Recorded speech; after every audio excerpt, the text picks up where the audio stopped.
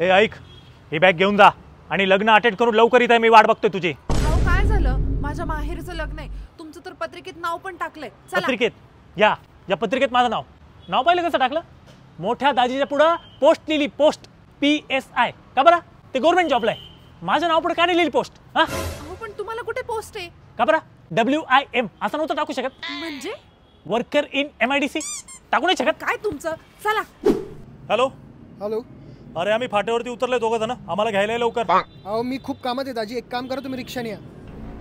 अहो काय झालं? चिडू नका. तुम्ही कुठेही जाऊन बसता.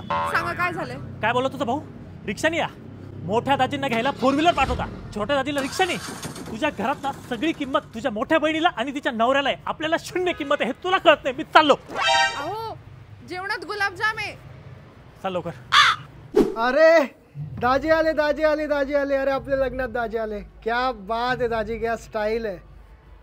का हो दाजी, MIDC ची बूट घालून आले?